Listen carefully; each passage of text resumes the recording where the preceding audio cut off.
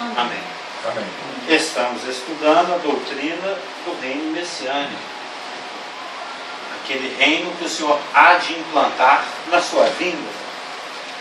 Aquele reino que vai ser caracterizado por justiça, por paz, por alegria, por glória, por santidade, bastante qualidade de vida, bastante excelência espiritual.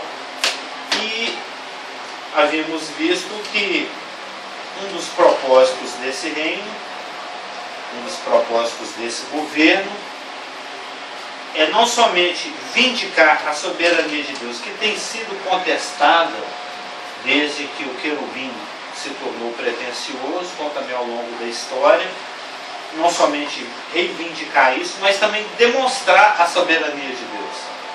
A soberania é aquele direito que Deus tem de tratar a sua criação como Ele bem quer, com a sua libérrima vontade. Gostou do libérrima? Libérrima é muito livre, Ele é totalmente livre para fazer absolutamente o que Ele quiser, com tudo e com todos. E Ele tem domínio sobre tudo. Ele tem domínio sobre os elementos inanimados, o mar, o vento, as placas tectônicas do planeta. E Ele tem poder sobre os animais. Quando Israel estava prestes a entrar na terra prometida, Deus falou: olha, eu vou mandar vespões. Já leu essa passagem? Sim. Grandes vespas, vespões, que vão expulsando os inimigos de vocês. Deus sabe, aí os gafanhotos vêm e cobre a terra. Ou as moscas vão lá para o Egito. Ele tem controle dele aqui, desse cachorro, se ele quiser. Se ele não quiser, ele não tem. Se ele quiser, ele não tem. Ele tem controle sobre as nossas vidas, minha vida. E ele tem controle sobre o mundo material, o mundo visível, como a gente acabou de comentar aqui, os seres racionais e irracionais, animados e inanimados, que nós veremos depois. Não somente o que é visível, mas ele tem controle também daquilo que é invisível, aquilo que pela fé nós cremos que existe. Os anjos, os demônios, o arcanjo, os querubins, os serafins, os principados, as potestades, esses seres todos que a Bíblia cita, que nós não vemos. O pastor pregou domingo sobre angelologia. Ele pregou sobre o cuidado de Deus. Nós temos anjos que foram designados para nos servir. Assim como a profecia messiânica diz que existiam anjos que cuidavam da integridade física de Jesus Cristo, existem anjos também que cuidam da nossa integridade física. Um exemplo recente aconteceu aqui no nosso seio, que foi o nosso irmão Marcelo.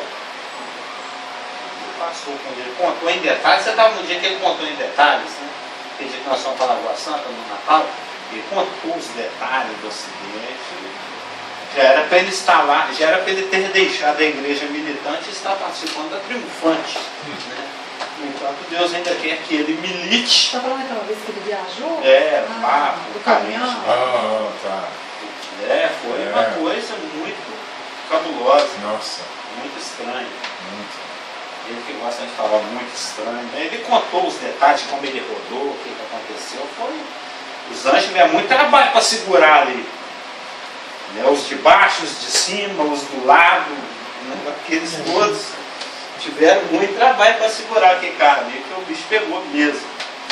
Então, nós cremos que esses seres invisíveis existem e Deus, através da pessoa de Jesus Cristo, tem autoridade sobre todos esses seres.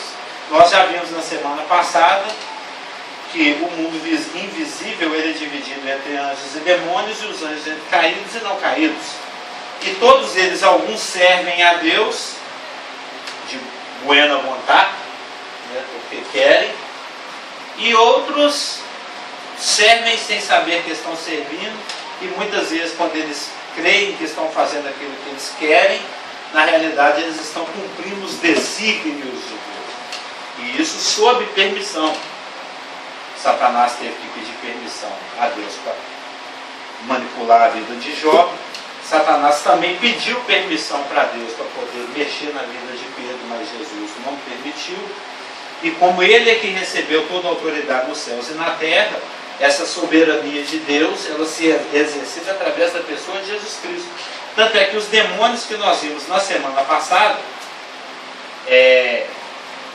eles, quando agiam, crendo que estavam fazendo o que queriam, na realidade eles estavam operando sob a permissão de Deus. E muitas vezes era até para revelar propósitos de Deus. O rapaz lá que ficava se esfregando nas pedras do cemitério, no final de tudo aquilo teve um bom fim. Você ficava se esfregando nas pedras do cemitério. E naquilo teve um bom fim, que foi a revelação da glória de Deus através do exercício da autoridade de Jesus Cristo, quando expulsou aquela legião. A cidade lá de Desviópolis, lembra que nós já falamos sobre Desviópolis? Ficou assustada. Eles podem até não ter querido se submeter à autoridade do Messias, mas que ela foi incontestável, isso foi. Porque eles pediram para que ele se retirasse da terra deles. Porque eles viram, o rapaz ele era completamente nervoso. Parece que andava nu. Né?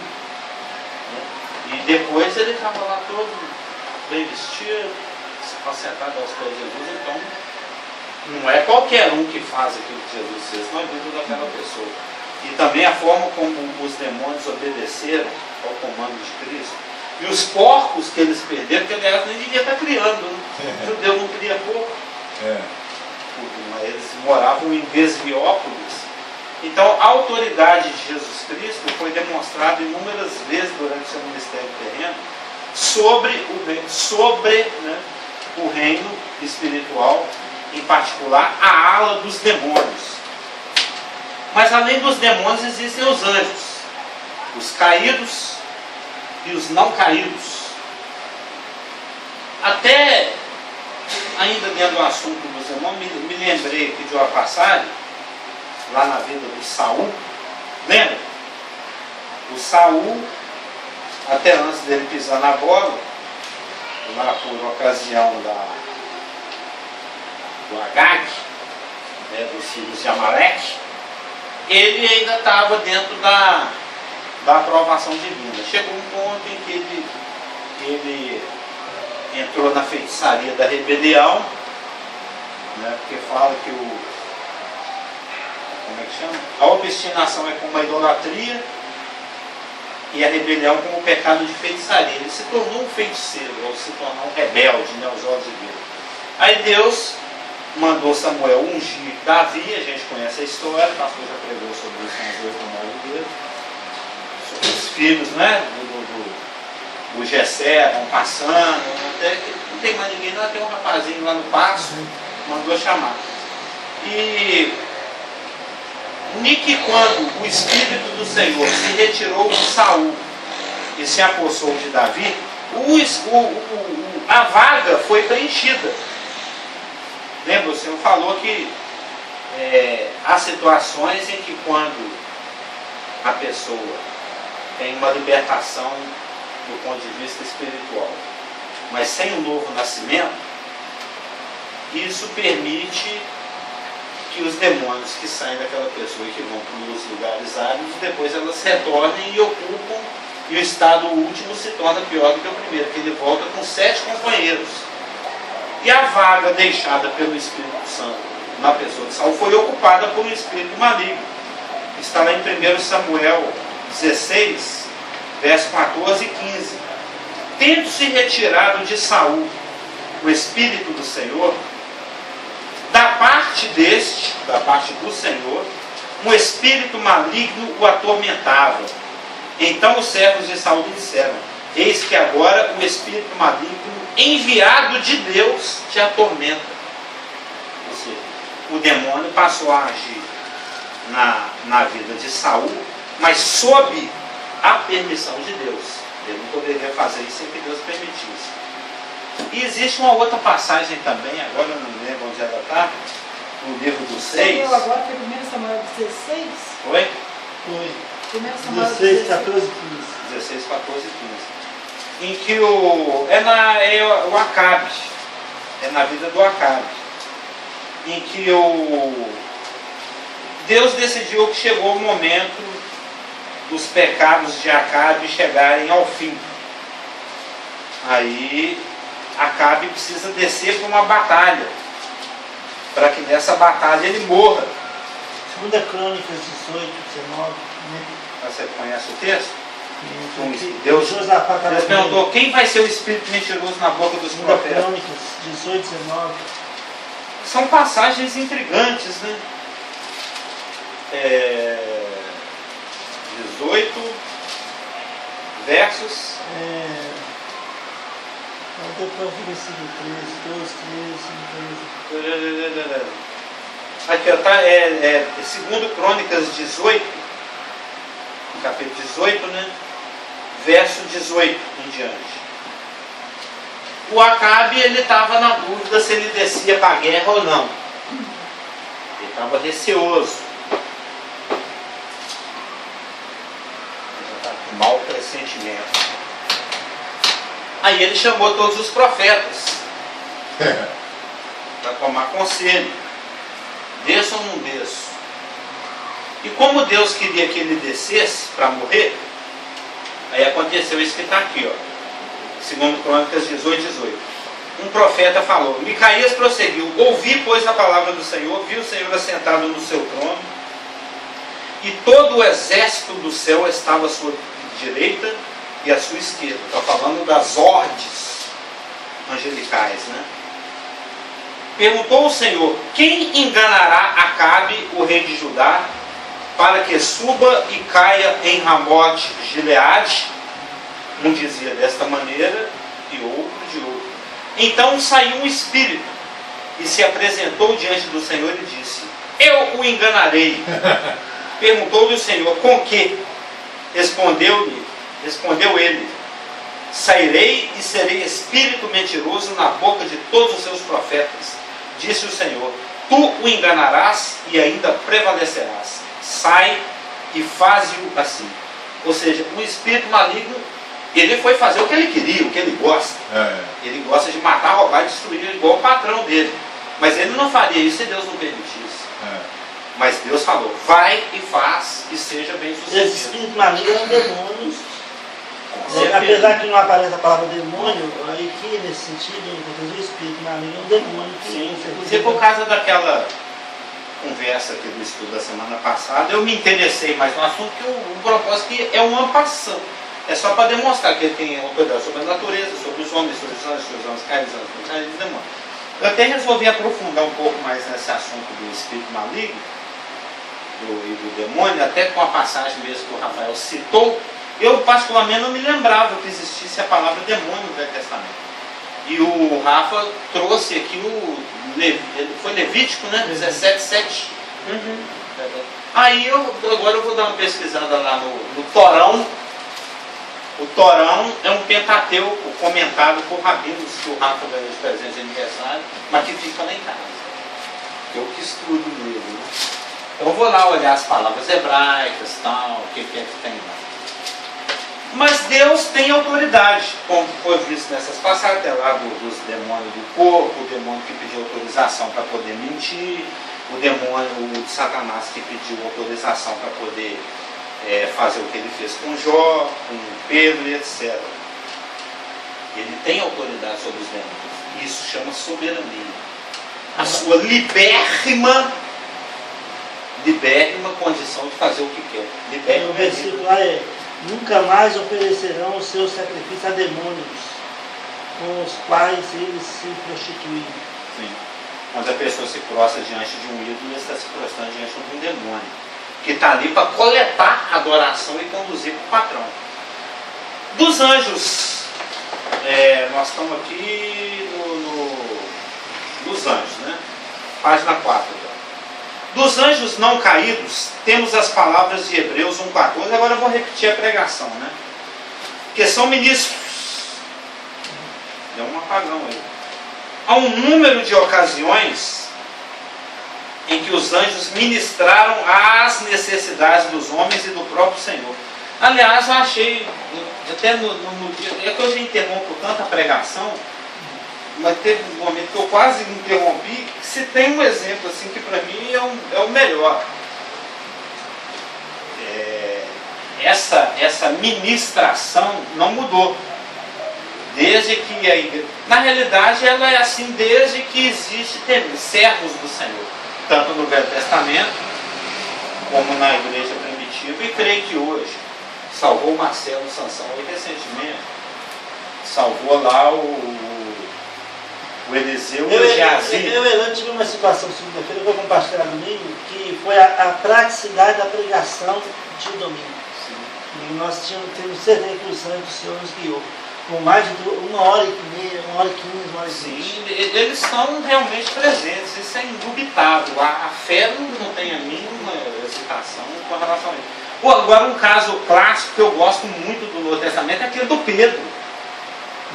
Você vê a ilimitação da ministração dos anjos. O anjo chegou lá, o Herodes ia matar Pedro. Isso era certo. Isso não tinha o mínimo interesse para Deus naquele momento, porque Deus tinha muita coisa para Pedro fazer ainda. O anjo foi lá, atravessou a grade. Todo mundo conhece a passagem de Atos. Tinha guarda lá, os montes, os guardas não viram. Atravessou a grade, ele fala que as algemas caíram. Assim, ele nem sabia, eu estou sonhando, o que está acontecendo, não está. E assim que chegou na rua, falou, vai para casa, eu estou indo para mim. Um subiu e o outro foi lá bater na porta, que a empregada nem entendia bem. A empregada não estava nem... Que é uma das... Eu já citei isso aqui. Tão que absurdo que ela nem raciocinou, Ela né? nem Para abriu ela a era porta, já foi lá impossível. primeiro contar. É que além dos anjos que nos ministram, que existe anjo da guarda, o próprio Senhor falou isso. Que as crianças têm anjos que ficam ali tomando conta para evitar as coisas. O Natan tem um anjo. Toda criança tem um anjo da guarda. Nem vale a pena deixar de ser criança. Eu não sei se isso se estende à vida adulta, o anjo da guarda. No mundo judaico eles creem que sim. E o Salmo fala que o anjo de lá campa ao redor do Cristo. Mas dentro da cultura judaica que permeia as escrituras, mas que não chega a ser um conteúdo das escrituras, se crê que cada pessoa tem um anjo da guarda do momento de nascença até o momento da morte física, e que ele se parece com cada um que ele representa. Tem uma aparência física. Ah, você já contou isso, que por isso É por isso que a empregada achou achou que era o anjo do Pedro, porque o anjo do Pedro está aqui na porta, porque o Pedro não tem condição. Isso é bem cultura judaica mesmo. Na Bíblia, O Pedro está lá em Cana, então ele não está aqui mesmo. E também, quando a Bíblia se refere que o demônio está ao derredor, porque daqueles que o temem, porque ao redor daqueles que o temem tem alguém ali. Ele está ao derredor e não ao redor. O que está ao redor, Salmo diz que é o anjo do Senhor. O anjo do Senhor está aqui com mochila, barraca, cantil e colchonete, né, que ele se acampa. E se bobear, tem até uma lamparina também, tá, na hora do período noturno. Então os anjos ministram as necessidades. Eu diria, até eu coloquei dos homens, eu diria dos eleitos e do próprio Senhor. Muitas vezes os anjos serviram ao Senhor. Lá no Getsemane, é Getsemane ou Getsemane? Pai, eu penso que é Getsemane. Eu vejo chama de Getsemane. Getsemane. Como é que chama lá no deserto da tentação, depois que passou pela tentação, e inúmeras outras ocasiões. E quando no final... O próprio diabo citou para Jesus que o Senhor vai dar ordem para os seus anjos para não... Eles estão à disposição, o Senhor chama. Pula daí, ó. Tem essa questão aí. E ele falou também no momento da prisão dele, você não sabia que se eu quisesse eu chamava aqui 12 legiões para me atender. Eu aqui não quero. E quando no final do seu ministério terreno o Senhor aparecia em período imediato da multidão, está até escrito aqui. E quando Pedro sacou a espada para defender, ele disse como se fosse uma coisa não menos surpreendente: que ele poderia ter chamado 12 legiões de anjos para defendê-lo. Mateus 26:53. Considerando-se que uma legião era composta de 6.000 pessoas, 12 legiões seriam um exército muito considerável para chamar instantaneamente por sua ajuda. Aí vocês multiplicam, dá 72 mil anjos. Muito mais do que os soldados que estavam ali no Getsemane ou Getsemane. Fica à Com vontade. vontade. Eles lá falaram Getsemane, né? Mas É porque- eu sempre ouvi Getsemane. Natan falou, então, é Getsemane. É Getsemane? Raramente nós ouvimos ele falando, mas ele falou, então, é Getsemane. Getsemane. É. Pode adotar. É Jet. Em uma ocasião no Antigo Testamento, que é 2 Reis 6, verso 17, um profeta foi protegido por um enorme exército. Estou repetindo a pregação, né? O exército enorme de seres espirituais. Na realidade, a Bíblia declara que eles são inumeráveis. Que Apocalipse 5:11 diz que era o número deles de milhões e milhares de milhares. Então é um tanto bom, como diz aqui. Tem que jogar uma rifoncina aí. É. Parece haver duas classes de anjos caídos. Agora entrando nos anjos caídos. Aqueles que deixaram o seu principado, ou o seu domicílio, ou a sua locação, ou o seu lugar, e trouxe ao mundo o julgamento do dilúvio, e aqueles a quem Satanás convenceu a acompanhá-lo quando ele se rebelou contra o céu em um período muito anterior. E como eu acredito, trouxe ao mundo o juízo refletido em Gênesis 1:2. E necessitou daquela recriação e coisa e tal. É o gap, né? A primeira dessas categorias de anjos caídos está acorrentada, de acordo com Judas 6. Na realidade, os anjos caídos, eles se dividem, eu falei aqui 2 grupos, mas pensando melhor, são 3 grupos. Os que estão em atividade, Satanás arrastou no texto dos anjos, como diz a teologia, por causa lá da passagem de Apocalipse, que fala que a cauda dele, e a cauda nas escrituras significa a lábia, o 171, a conversa, a persuasão, a mentira, né? Ele arrastou em sua mentira um terço das estrelas do céu, e um dos significados de estrela nas escrituras é anjo. Não podendo ser estrela física, são anjos. Desses anjos que ele arrastou consigo, os caídos, uma parte está em atividade, que nós vamos ver no nosso estudo da doutrina do engano. Ela está escalonada hierarquicamente. Ela se divide basicamente em principados e poderes. E os poderes se dividem em outras subclasses, que nós já vimos de en passant no nosso estudo de Efésios 6, dentro de satanologia. E como nós vamos retornar a esse assunto no livreto do Stevens, você viu que tem esse assunto lá. Aí nós vamos dar um relembration desmembroleixeado, né? Um relembration mais desmembrado do assunto. Estudar essa questão das potestades e dos poderes aí. Mas são os que estão em atividade. Existe os que estão acorrentados em definitivo, que são os de Judas 6. Então vai perguntar que capítulo de Judas, né? Os de Judas 6. Os que estão em atividade, a gente vê em inúmeras passagens de Efésios e Colossenses, por exemplo. Você sabe que Colossenses cita muitas vezes os principais e potestades, você lembra? Eles foram expostos ao ridículo pela cruz, etc, etc. E eles são citados umas 4 ou 5 vezes em Efésios e Colossenses. Essas duas classes, principados e potestades. São os que mandam e os que fazem, vamos dizer assim, só para resumir, os que estão em atividade. O comando e os executivos, os que estão em ação. E em Efésios nós temos uma divisão mais pormenorizada, que é aquela passagem clássica de Efésios 6:12, onde diz que a nossa palê, lembra dessa palavra?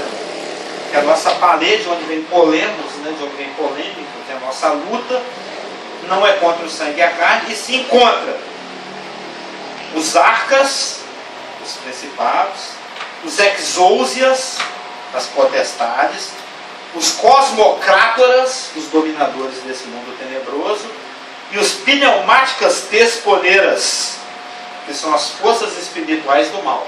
Você não estava na época nesse estudo de satanologia. Então nós vamos fazer um relembration, desmembroleiteado, aí você vai pegar. Esses são os que estão em atividade. Dos que não estão em atividade, existem dois grupos. Os que estão algemados definitivamente, se não me engano a palavra fala que eles estão acorrentados em cadeias eternas, né? Judas, capítulo único, verso 6. E a anjos os que não guardaram o seu estado original, mas abandonaram o seu próprio domicílio, ele tem guardado sob trevas em algemas eternas, para o juízo do grande dia. Desde o dia que eles pisaram na bola, e sabe-se lá que bola foi essa que eles pisaram, nós não vamos nem entrar no assunto, que Deus falou, agora vocês vão ficar trancados aí no escuro até o trono branco, até o dia do grande juízo, o juízo do grande dia, que a gente sabe em Apocalipse 20, que é o juízo do trono branco, que a gente sabe lá em Coríntios, que é a igreja que vai julgar os anjos e os homens. Essa passagem está em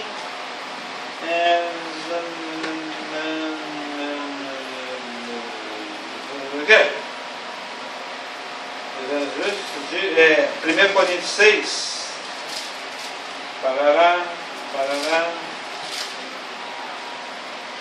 Não é Coríntios 6 que fala, vocês não estão sabendo o que é? É Coríntios 6:3. Não sabeis que havemos de julgar os próprios anjos? E mais na frente fala que nós vamos julgar também os visíveis, né, os homens. Então no trono branco vai haver o juízo de anjos e vai haver o juízo de homens. Isso pela concatenação das passagens a gente chega a essa conclusão.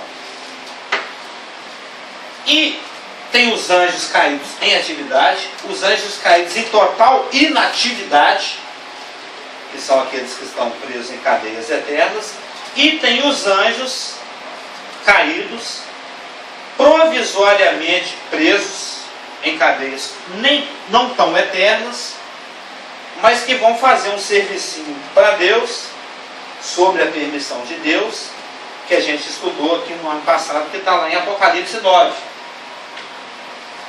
Eu penso que são anjos tão poderosos e com tanto poder de atividade quanto os que estão presos de Judas 6.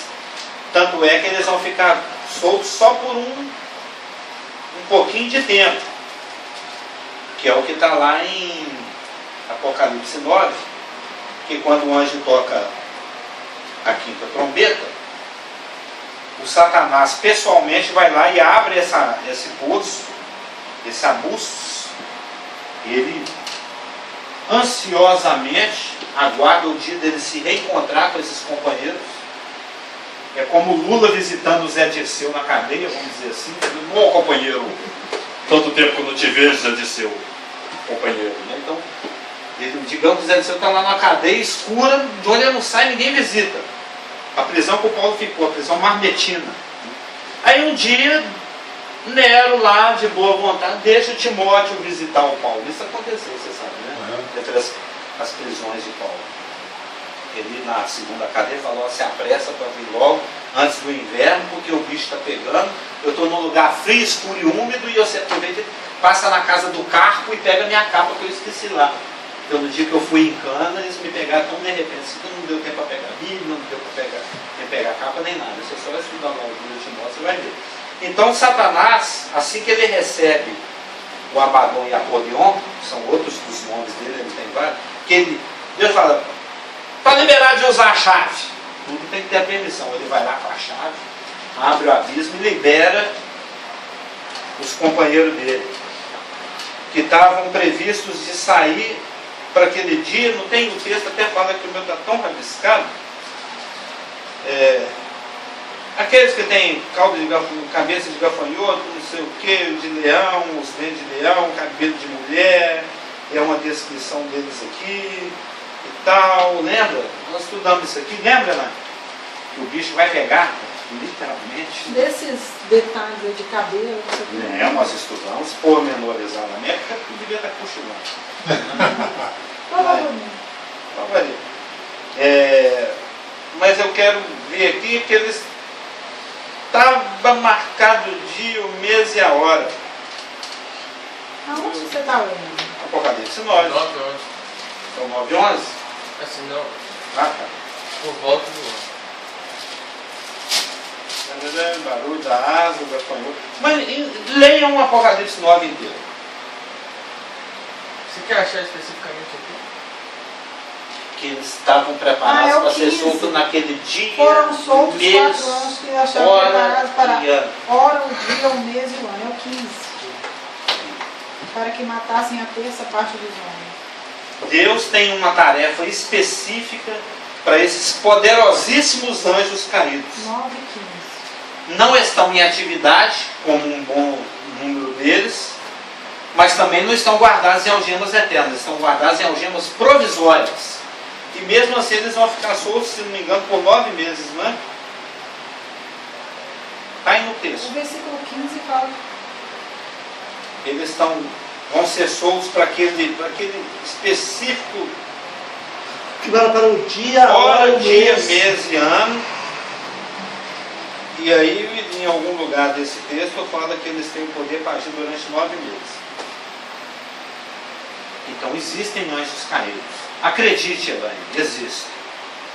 Existem anjos caídos, alguns em atividade, outros em completa inatividade, e outros que vão ter uma tarefa, um ministério específico lá dentro da grande tribulação.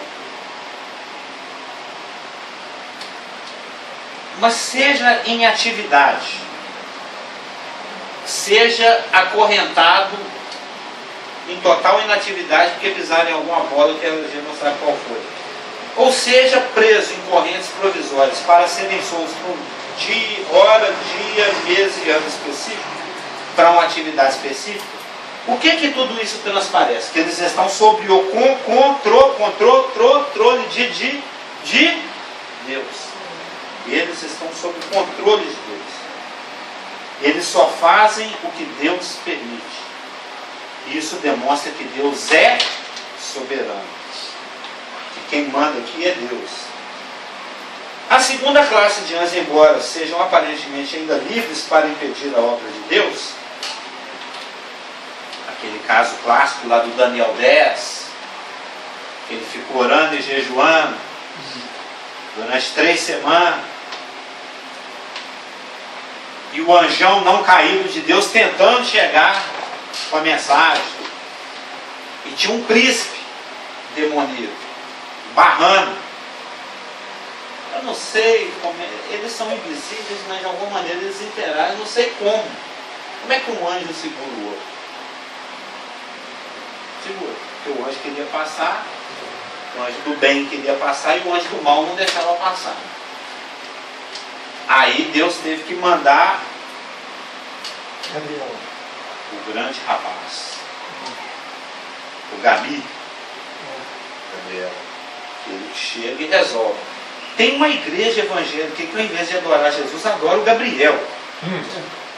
Eu tenho folhetos deles lá em casa, eles vendem a espada do Gabriel, tem a oração, a São Gabriel, tem a poderosa corrente do São Gabriel que vai arrebentar as correntes da sua vida. É lá no seu bairro, São Gabriel? Não, é no centro. É no centro da cidade, mas Porque eu até pensei que era mesmo. é uma coisa assim que dá a impressão que Dá são até mais. ideia, né? Montar um Eles são meio supersticiosos. Dá. Não, o bairro São Gabriel. É uma igreja que pela pregação deles, pelo que está escrito no folhetão, é um folheto assim de umas 12 páginas do tamanho dessa folha. Dá a entender que o objetivo deles é mais comercial. Dá essa eu não vou citar igreja, pega mal, mas existe. Se quiser adorar uma igreja, se quiser uma igreja onde se adora Jesus e São Gabriel, existe. E não é católica não. Ele caiu aí? não. Eu estou vendo ali uma pista de skate. Mas todos estão sujeitos à permissão ou não permissão de Deus, sempre quando ele desejar ou não desejar. conforme indicado no Salmo 78, 49, que não está aqui, né, por extenso na apostila. Salmo 78, 49, que diz o seguinte. O meu Salmo 78 é grande, não sabia que era tão grande assim, né? Lançou contra eles o furor da sua ira, cólera, indignação e calamidade, legião de anjos portadores de males. Quando Os Deus... demônios, talvez, eu penso que os anjos caídos são os demônios, mas aí, como nós estamos lá. Eu não quero encontrar nem o anjo caído e nem o demônio. Porque Levítico fala dos demônios, aí ele fala do espírito maligno, fala do outros espíritos malignos da mentira, aqui fala dos anjos da maldade. É legião de anjos portadores de males. Dos males. Então eu acho que está toda essa classe de demônios que são. Porque tem anjo de Eu acho luz. que essa diferença de nome é mais por causa da diferença do tipo de atuação do que do ser. Inclusive Paulo diz que o Satanás usa até seu anjo de luz para nos enganar. Anjo de luz para nos enganar. Ele chega com o uniforme da Ele CEMIG. chega todo bonitão, barba preta. Vem de macacão, com escada em cima do carro. Né? Não é da Sevilha, talvez vem. Pode ser da Light também, né? Da Light. Eu acho que ele vem todo arrumadão, terno, gravata. Ele vem com o uniforme da Light. Anjo de Light. Mas de qualquer maneira, o que se quer enfatizar aqui, como esse próprio... Tudo é envolvido com a maldade e com o diabo. O que se quer enfatizar é que eles estão submetidos à autoridade de Deus.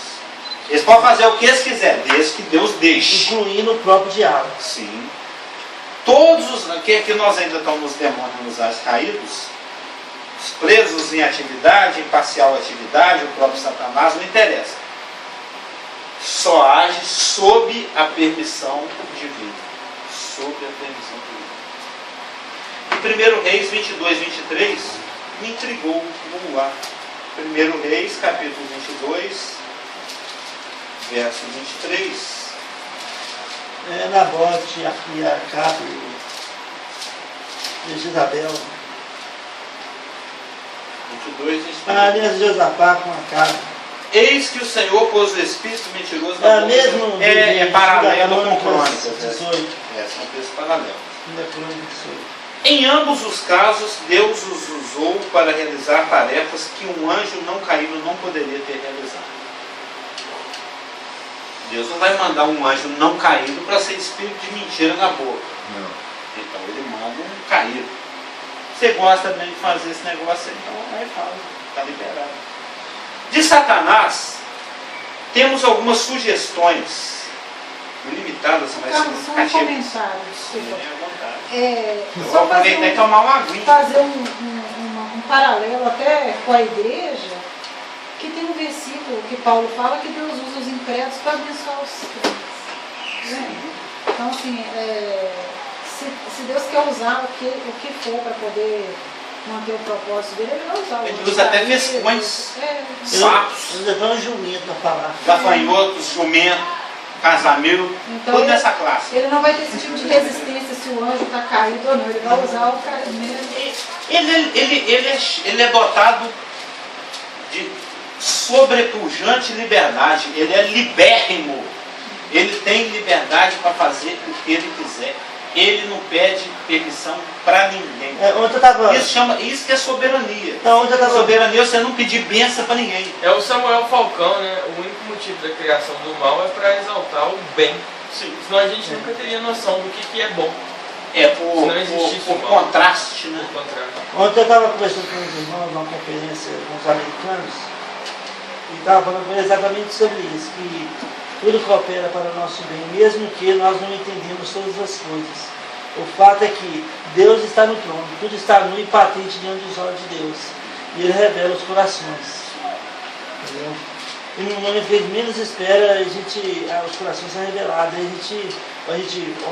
Peraí, como nós vamos administrar essa situação, como nós vamos para frente, como vamos ver como Deus vai nos ser glorificado aqui, ou nós vamos simplesmente afastar Deus do trono e achar que nós estamos certos e devemos Pensar que afastou Deus do estar. trono. Exatamente. Ele pode até permitir que, Não, que por algum tempo pareça que ele esteja lá. E que muitos crentes, enganosamente, colocam Deus numa caixinha de fósforo e acham que Deus não está vendo o que ele está fazendo, como ele está agindo no seu íntimo, no seu coração. Quando ele lê um versículo desse, ele fala assim, ai, misericórdia. É. O que ele faz com um versículo desse, então? Mas Satanás, por exemplo, em Isaías 54:16, está dito: e eu criei o assolador para destruir. É hard esse versículo, né? E antes ele ainda dá uma introdução, um exemplo, né, do ferreiro, como é que ele criou o assolador para destruir. Ele criou o assolador para destruir. Pode parecer uma coisa estranha que alguém suponha que o Senhor, por ter criado um ser que parece sempre estar impedindo o cumprimento dos seus propósitos, tenha sido criado. Por que ele criou um ser que vai atrapalhar o que ele quer fazer? Ele é libérrimo. Nós podemos não saber o porquê. Esse porquê talvez a gente só venha a entender lá na eternidade, que é dentro daquele assunto que eu não sei se você já está estudando, eu já estudei, que é a questão da doutrina da preterição. A questão lá do Deus elege e não elege. Como é que chama ele esse assunto? Tem um nome, é o predestinação.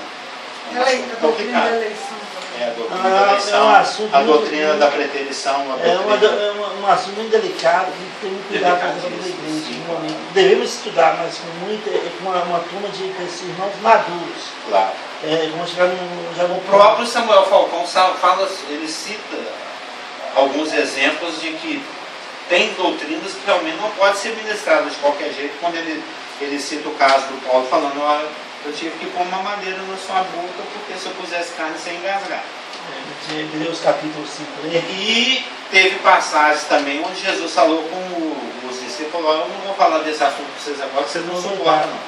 Vocês não aguentam, então não vou nem tocar. Eu estava pensando aqui agora, eu não sei se tem um versículo que dá base para isso, mas eu já vi muitos comentários sobre isso.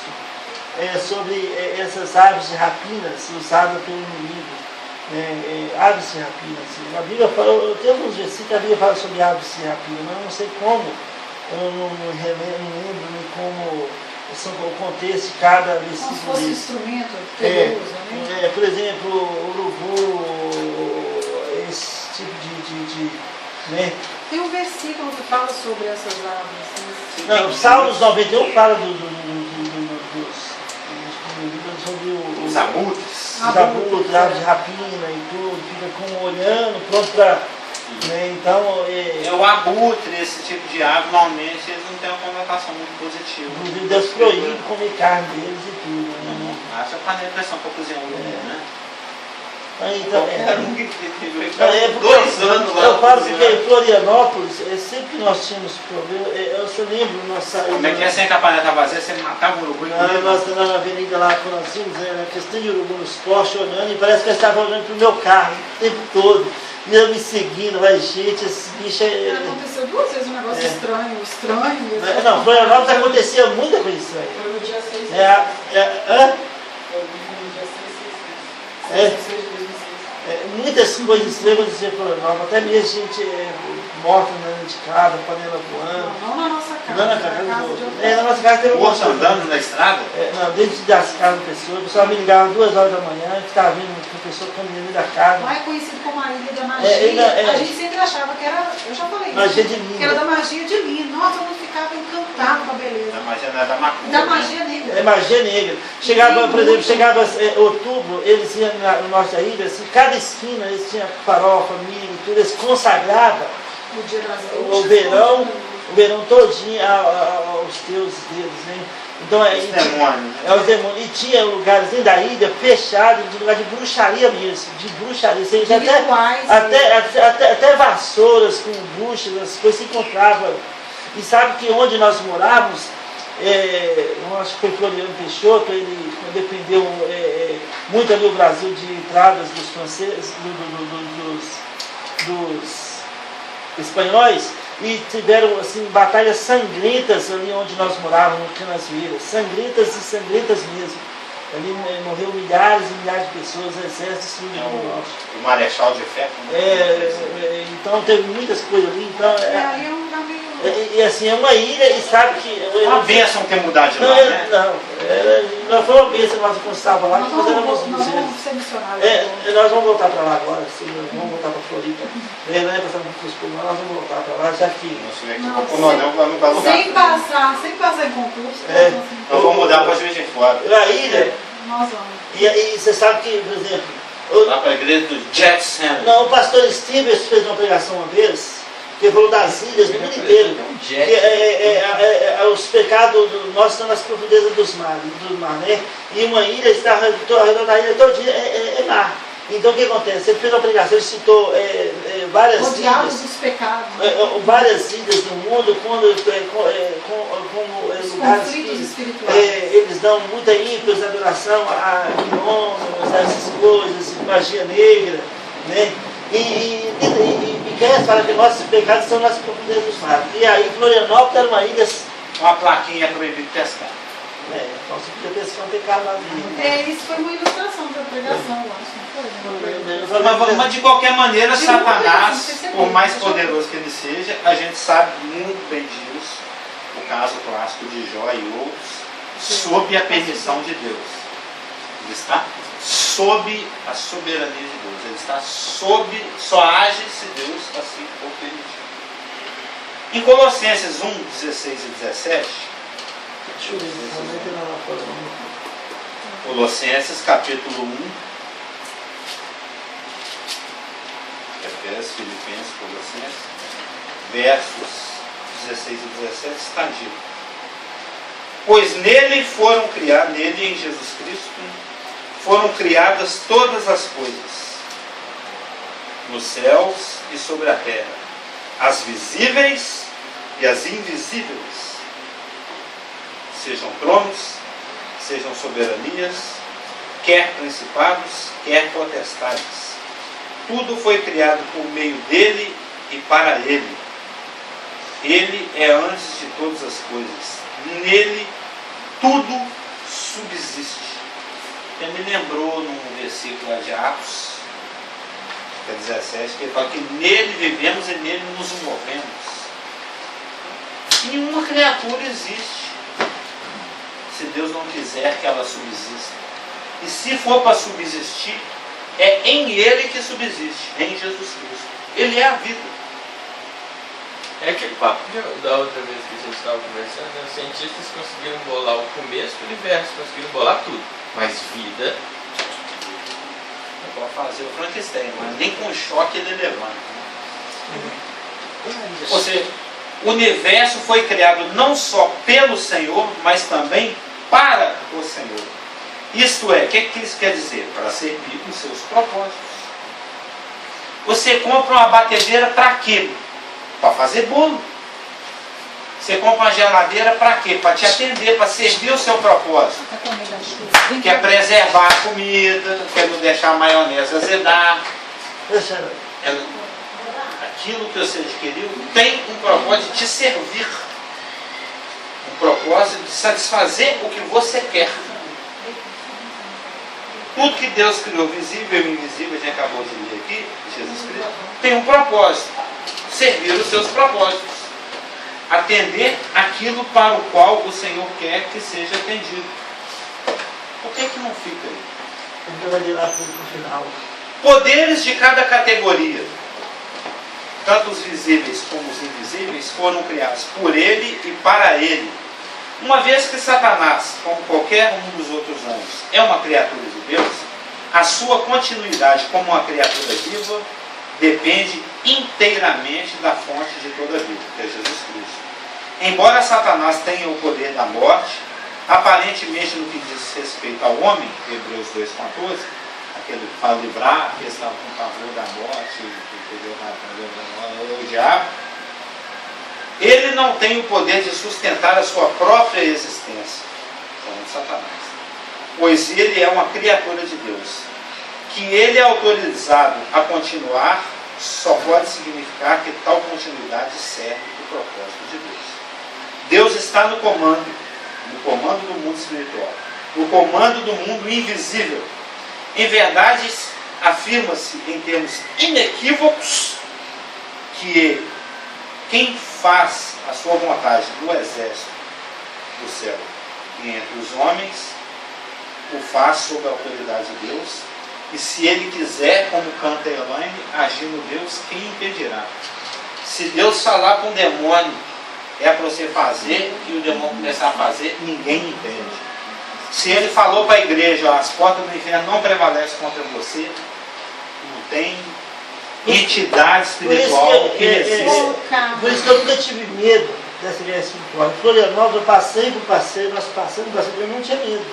Me chamava de madrugada, ia lá, via coisa acontecendo, eu não tinha medo, porque eu sei que quando a igreja de Jesus Cristo, as portas do inferno não poderiam prevalecer. O Carlos, aqui nesse que é, está faltando ele, que é ele quem faz a sua vontade? Ou não? Deus está no comando no mundo espiritual. Em verdade, afirma-se em termos inequívocos. Que é ele, faltou ele, não ele. Que é ele. Vermelhinho aí, Rafa. Entre uma linha e outra. Que é ele quem faz a sua Sabe que eu não vontade. consigo marcar de vermelho, porque tá aqui, né? Então ela ainda tem que começar a marcar. Mas vamos partir para o mundo visível. Tem que dar uma consertada nessa frase. O mundo visível. Se eu lembrar, eu te falo futuramente. Tem um gráfico aí. Um gráfico. Nós agora estamos nos aproximando do mundo visível. Você viu teve um astronauta que tirou um selfie. Eu estava vendo no jornal. O primeiro selfie disso. Selfie. Tá? Olha só. Então quando você vem se aproximando do planeta Terra, quando você olha as estruturas, as sociopolítico-estruturas, a forma como o mundo se organiza, o cosmos, também tem esse sentido, né? O cosmos é o contrário do caos, né? É um mundo organizado. Você vê que ele se estrutura. Tem um gráfico aí, todo mundo está com gráfico? Em impérios mundiais. Impérios mundiais. Nós vivemos sob. Alguns podem não perceber, outros percebem, mas nós vivemos sob a autoridade de um império. Primeiro que é um império invisível comandando impérios visíveis. O império invisível todo mundo sabe qual é. Nós somos libertados dele. Nós éramos escravos dele. Para o reino do Filho do seu amor. Nós somos libertados do império das trevas e conduzidos para o reino do Filho do seu amor. Antes nós tínhamos um imperador que nos açoitava e agora nós temos um rei que nos conduz delicadamente. Então, existe um império invisível que comanda um império visível. Esse império já teve como representante o faraó, já teve como representante os 6 assírios, teve um que quebrou a cara lá em Jerusalém. Um anjo matou 180 mil do exército dele. Não caiu. Senaqueribe, bobão. O filho do que invadiu o norte de Israel. Sim. Bobão, chegou lá, tem 180 mil caras. Meu pai invadiu o norte e vou invadir o sul. Eu chego, eu arrebento com tudo. Aí é Ezequias, né? Ezequias. Com ele está a multidão e o braço de carne. Conosco está o nosso Deus para guerrear. O Ezequias até falou, não fica gritando esses negócios aí não, porque pode ter alguém aqui que saiba falar assírio, aí vai queimar meu filme. Mas então agora que eu vou queimar, que eu vou falar em hebraico. Seus deuses não valem nada não, senhor. Deus nenhum livrou os outros povos da minha mão. Seu Deus é um Deus como outro qualquer.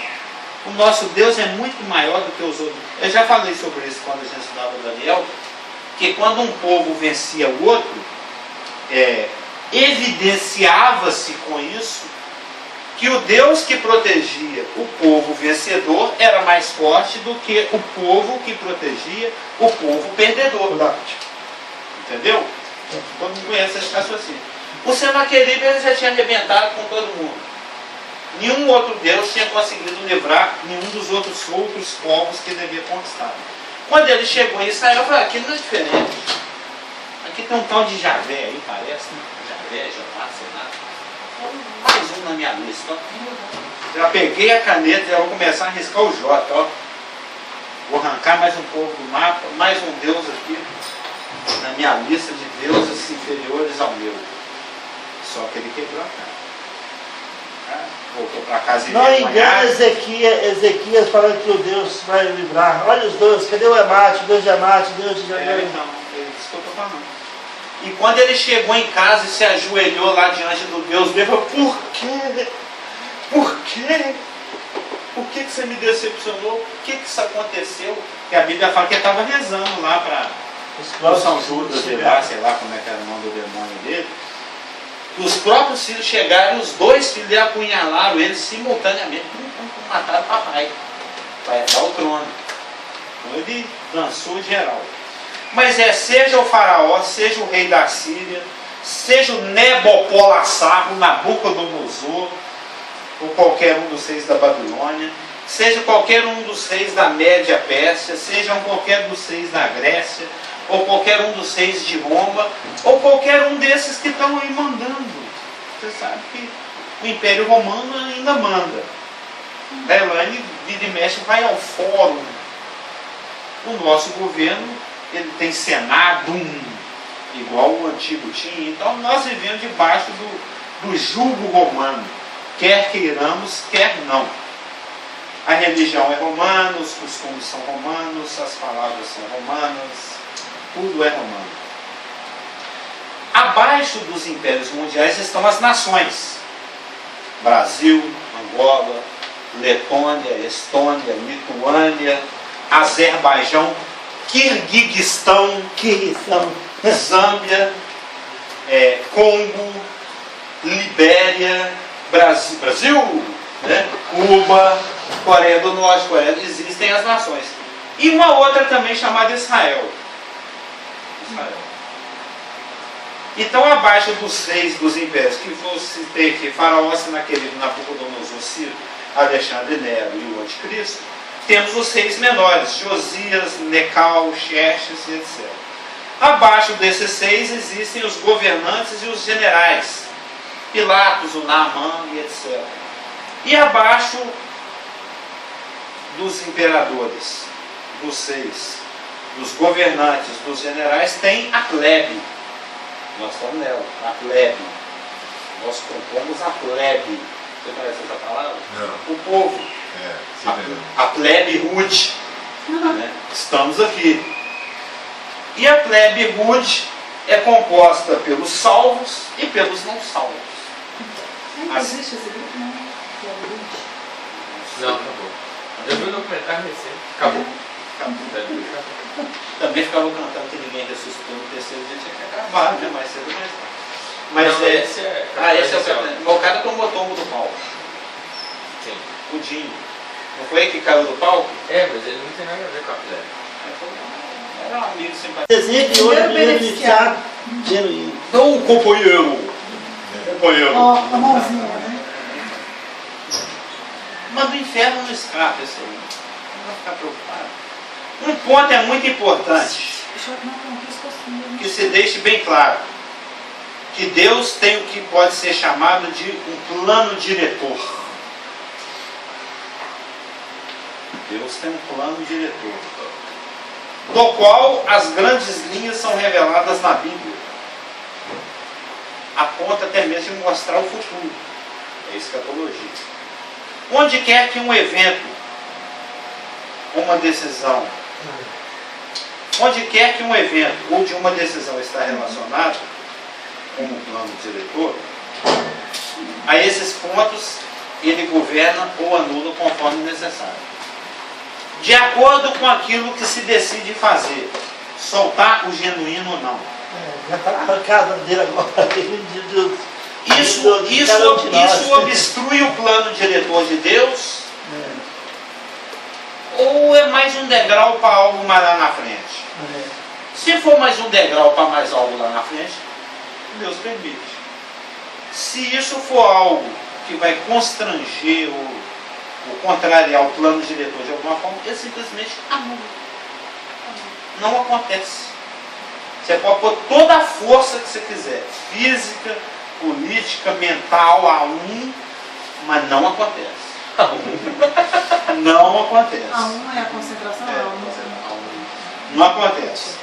Ele permite e governa ou anula, de acordo com a conveniência ou não ao seu plano diretor. Em 1 Samuel 23, de 1 a 3, temos um episódio que pode bem ilustrar estas interferências divinas na história humana a fim de preservar o seu plano. Após uma batalha em Keila, eu gosto muito dessa passagem, Davi consulta o Senhor quanto a que decisão tomar. Ele estava assim, eu não sei se vou ou se fico. Conhece? Não sei se vou ou se fico. Eu não sei se eu vou ou se eu fico. Ficar ou não ficar? That's the question. E o Saul perseguia Davi nessa época. Aí ele... Em quem que ele confia? A quem que Davi recorria na hora dos apuros? Ao pastor dele. O Senhor é meu pastor, nada me faltará. Ele é que me faz deitar na grama verde. Eu vou consultar o Senhor. E aí, Senhor? Eu fico ou eu vou? Se eu ficar, eu danço? Ou não danço? Aí Deus, aí é aquela que a gente estava conversando outro dia lá no carro. Como é que vem essa resposta? A gente não sabe. O vento balando, né? A pedra brilha, o rico ninho, como é que Quer ver? Vamos lá na passagem. 1 Samuel 23, de 1 a 13. É que eu fico fazendo como é que chama? Uma síntese da passagem, supondo que os irmãos conheçam a passagem. Mas eu estou esquecendo que aqui tem recém-convertidos. Talvez não tenha lido as escrituras em tótum, mas está em 1 Samuel 23. Essa passagem especial, você fala dela toda semana. Eu? Com você? Sempre que tem predestinação, você cita ela. Tá. Não, eu gosto muito dessa passagem. E da do Tiro e Sidom também. 1 Samuel 23. Davi mais um dos seus apuros. Até teve uma época que eu achava até que o Davi tivesse vivido mais de 100 anos. De tão intensa que foi a vida dele. E depois alguém me mostrou, acho que foi o pastor Geraldo dela, 70 anos é novo. Ele já tem quase 70. Ele está aqui ainda inteirão, caminha, atravessa bairros e mais bairros. Mas em 1 Samuel 23, olha que texto bacana. Foi dito a Davi: eis que os filisteus pelejam contra Keila e saqueiam as eiras, as plantações. Consultou Davi ao Senhor, dizendo: irei eu e ferirei estes filisteus? Respondeu o Senhor a Davi: vai e ferirás os filisteus e livrarás Keila. Porém os homens de Davi lhe disseram: temos medo aqui em Judá, porque o Saul perseguia. Se eu tenho medo na minha casa, imagina lá na casa do inimigo. Você sabe que essa é igual palmeirense e corintiano, né? Filisteu e judeu. Não se bicava. Parecia um rapaz lá com a camisa azul da estrela de Davi lá na torcida do Filisteu, mas apanhava de pau, até morrer. E se aparecesse um com a camisa vermelha e preta dos filisteus lá na Israel, apanhava também. É assim até hoje, né? Os filisteus, palestino, é assim até hoje. Eles trocam bomba um com o outro até hoje. Temos medo aqui em Judá. quanto mais ir na Keila, contra as tropas dos filisteus. Então Davi tornou a consultar o Senhor, e o Senhor lhe respondeu e disse: dispõe-te, toma tinença, né? Como diz na terra do pastor geral, toma tinença, e desce a Keila, porque te dou os filisteus nas tuas mãos. Partiu Davi com seus homens a Keila, e pelejou contra os filisteus, e levou todo o gado, e fez grande morticínio entre eles. Bonita essa palavra, morticínio entre eles. Assim Davi salvou os moradores de Keila. Sucedeu que quando Abiatar, filho de Aimeleque, fugiu para Davi a Keila, desceu com a estola sacerdotal na mão. Foi anunciado a Saul que Davi tinha ido a Keila. Sempre tem um X9, né? Disse Saul: Deus o entregou nas minhas... Ele era um iludido de Saul, né? Ele não desistiu.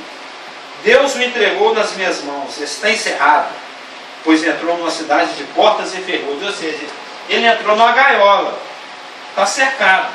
É só chegar agora e dar o abafa. Deus entregou Davi na minha mão. Ele entrou no arapuca, ele foi comendo milhinho até cair na ribada. Ele é o marciano, né? Ele foi achando que estava certo mesmo. Falou assim: Não, mas Deus o está Davi- comigo de novo. Não, mas peguei o Davi é que desceu para arapuca. Então, mas eu falo assim, quando, quando ele viu Davi nessa condição, ele... Achou que teria Dentro da vitória. gaiola. Que Deus estava a favor dele. Né? É, Então Saul mandou chamar todo o povo à peleja para que descessem a Keila e cercassem Davi e os seus homens. Sabedor, porém, Davi de que Saul maquinava o mal contra ele, disse a Abiatar, sacerdote: traze aqui a estola sacerdotal. Orou Davi: ó Senhor, uma oração pastor real. Ó Senhor Deus de Israel, teu servo ouviu que Saul de fato procura vir a Keila para destruir a cidade por causa de mim. Entregar-me-ão os homens de Keila nas mãos dele. É muita trairagem, né? O Davi vai lá e livra Keila, e existe a possibilidade dos queilenses entregarem Davi para Saul, porque ele vai espremer o pessoal de Keila. Ou me entrega o Davi ou arrebento com a cidade. Exatamente. E na autopreservação eu falei: então fica com Davi. Claro. Ele autopreservar. Entregar-me-ão os homens de Keila nas mãos dele, ou eles serão gratos ao que eu fiz por eles? Livrei eles dos filisteus. Descerá Saul como teu servo ouviu? Ah, Senhor! Tem exclamação geral de aqui. Deus de Israel, faze-o saber ao teu servo. E disse o Senhor: descerá. Perguntou-lhe Davi: entregar-me-ão os homens de Keila a mim e aos meus servos nas mãos de Saul? Respondeu o Senhor: entregarão. Então se dispôs Davi com seus homens, uns 600, saíram de Keila e se foram sem rumo certo. Ele era, a vida dele era assim, né? Sem rumo, né? Sendo anunciado a Saul que Davi fugira de Keila, cessou de perseguir. Aí ele foi para o deserto. Mas e se Deus não responde? E se Deus não responde? Vai descer, vai entregar, vai entregar. E se Deus resolve ficar em silêncio? Ele podia ter decidido confiar na gratidão dos queilosos ou queilenses, ou poderia ter ficado mais mineiro e vou embora. E esse aqui é um dos exemplos em que Deus interfere nos eventos, anulando os eventos. Lembra que eu agora mesmo falei que conforme o que se decide, Deus permite ou anula, de acordo com o plano diretor dele.